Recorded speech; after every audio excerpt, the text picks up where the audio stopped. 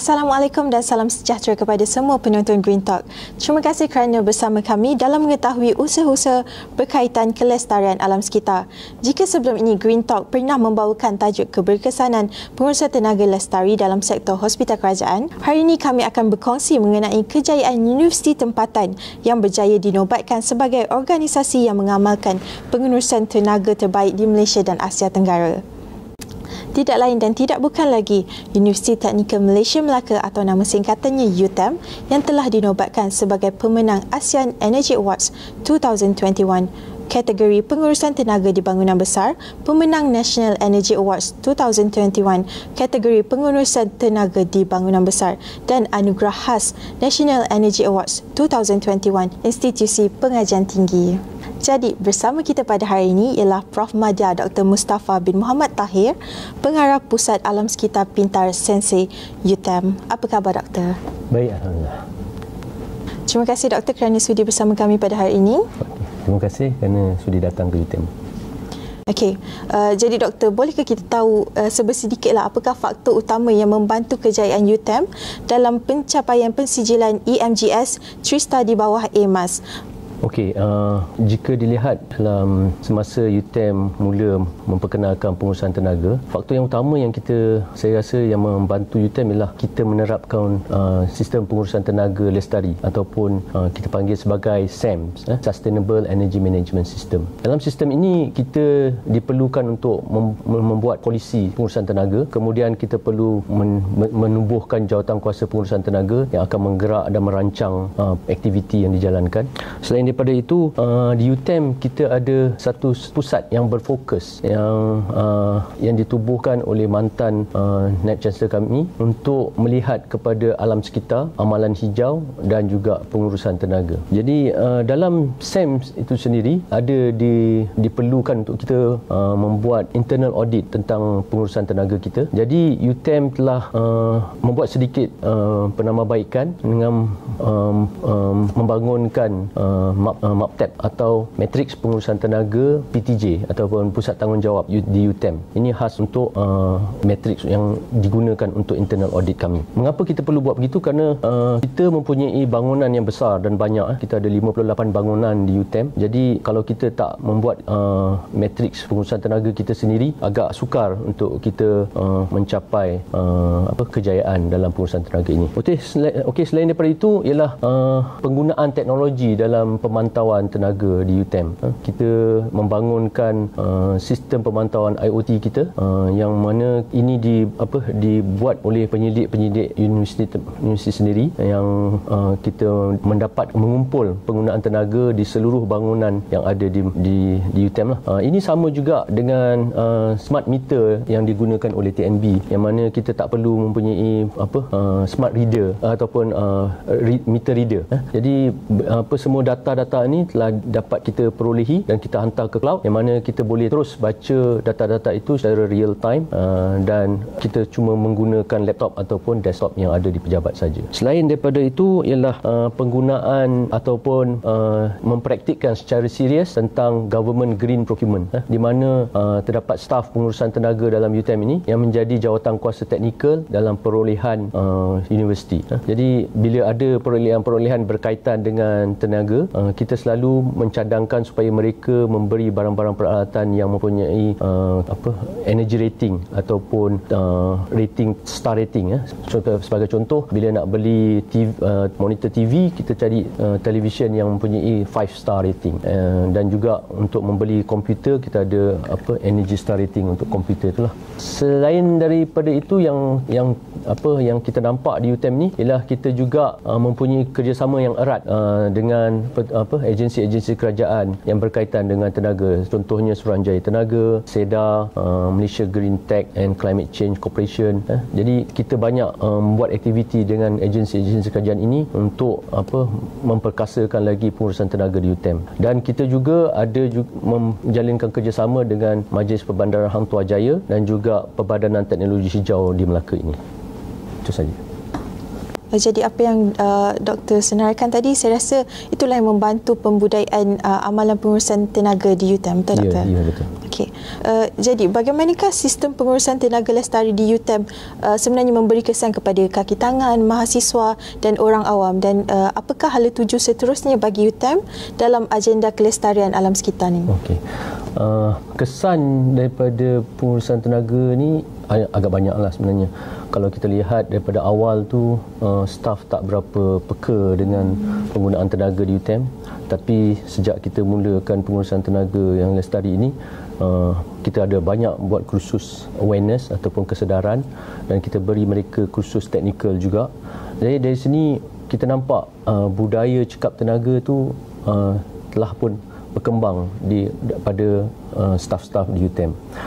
Contohnya, staf-staf di UTM sangat sensitif tentang bil elektrik mereka di rumah. Bukan saja di universiti, tapi mereka bawa juga budaya cekap tenaga ni di rumah. Kami ada contoh staf yang datang dengan ke kursus kami, tiba-tiba memberitahu yang mereka menggunakan bil elektrik antara 700 ke 800 ringgit sebulan, di mana kita beri mereka nasihat dan kita beri mereka tip yang untuk bagaimana untuk mengurangkan penggunaan tenaga mereka, dan mereka datang balik memberitahu kejayaan mereka dapat mengurangkan bil-bil ini di rumah. Selain itu, kesan pada pelajar-pelajar pula, pelajar-pelajar yang mana dah ada budaya cekap tenaga ni, sebenarnya dia akan preparation untuk dia untuk pergi ke alam pekerjaan nanti. Jadi bila mereka dah faham tentang budaya cekap tenaga ni, bila mereka pergi ke kerja nanti, saya rasa mereka tak ada masalah bila cerita tentang efisiensi, tentang bagaimana nak kurangkan penggunaan tenaga dan bagaimana nak menambahkan produktiviti. Jadi itu budaya yang dah ada pada diri mereka. Okey, balik pada hala tuju UTM pula. Hala tuju UTM sekarang ini kita lebih kepada cekap dan pintar.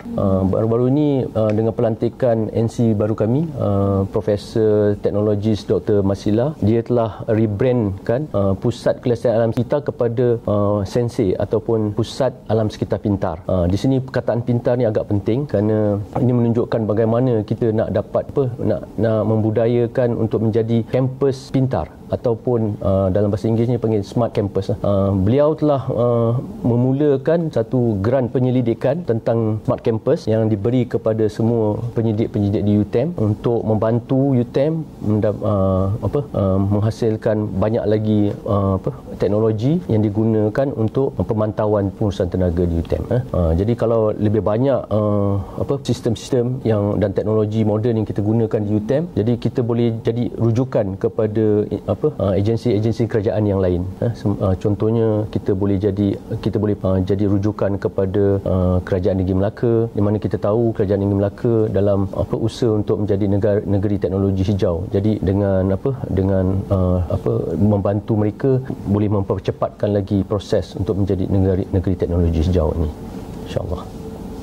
Jadi sebagai penerima 3-star rating EMGS, boleh ke Doktor kongsikan sikit tips-tips yang diamalkan oleh UTM untuk IPT di luar sana yang berminat untuk mendapatkan pensijilan EMGS?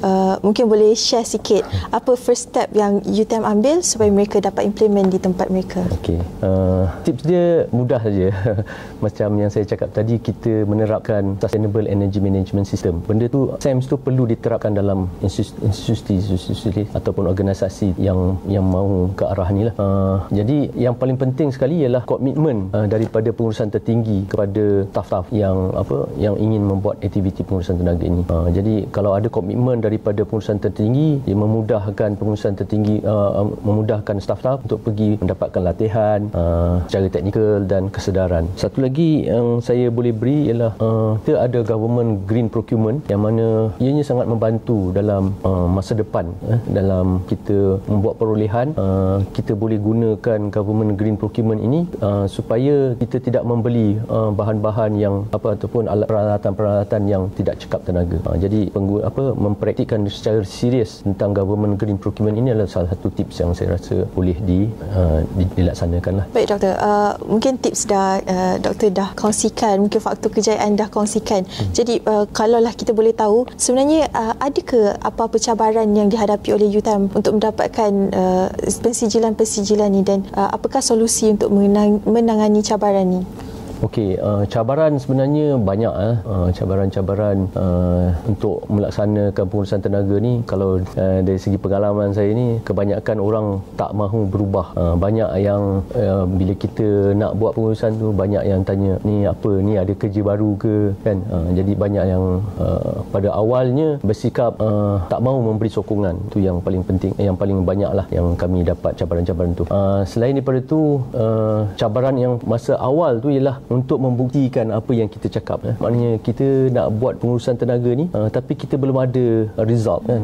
Jadi pada awal tu kita terpaksalah membuat apa-apa cadangan-cadangan yang tidak memerlukan kos. Bila tak ada kos dan bila nampak dia punya kesan dia pada pengurangan penggunaan tenaga dan penggunaan kos utility, barulah ada sedikit sokongan daripada pengurusan, dan barulah kita boleh bergerak ke hadapan, membeli peralatan baru ke atau membuat sistem yang baru ke untuk lebih menjimatkan. Itu cadangan-cadangan, cabaran-cabarannya. Seperti yang doktor kongsikan tadi, mungkin cabaran ini bukan sahaja dihadapi oleh UTM, tapi di organisasi-organisasi luar yang menuju ke arah kelestarian. Tapi kalau bukan sekarang, bila lagi kita nak mulakan ke arah agenda kelestarian alam sekitar ni, betul doktor? Betul. Jadi doktor, apakah pesanan doktor kepada institusi pengajian lain untuk menyokong agenda kelestarian alam sekitar dan hala tuju ke arah negara neutral karbon menjelang tahun 2050? Pesanan saya lah, sebenarnya ada banyak kelebihan dalam kita menyokong kelestarian alam sekitar ini. Contohnya kalau di UTM, kita telah banyak menjimatkan bil utility kita, di mana satu masa dulu tahun 2014 satu bulan kita boleh bayar sampai 1.2 juta sebulan untuk bil TNB. Tapi sekarang ni rata-rata kita hanya menggunakan RM600,000 sebulan untuk bayar bil TNB kita. Jadi ini satu benda yang positif lah pada institusi. Selain daripada itu, dengan menyokong program kelestarian ini, ialah kita dapat melaksanakan SDG atau Sustainable Development Goal. Ada 17 item dalam SDG. Jadi yang mungkin kita terlibat ialah SDG 6, SDG 7 clean, SDG 6 tadi clean water, SDG 7 ialah clean energy, SDG 11 dalam sustainable city, dan juga SDG yang lain-lain lah, seperti SDG 11, 12 dan 13. Bila kita membuat pelaksanaan SDG ini, sebenarnya memberi tambah baik kepada universiti kerana ia ada dalam penarafan universiti. Contohnya dalam UI Green Metric dan juga Times Higher Education, ia sangat memberi fokus pada sama ada kita melaksanakan Sustainable Development Goal kita atau tidak.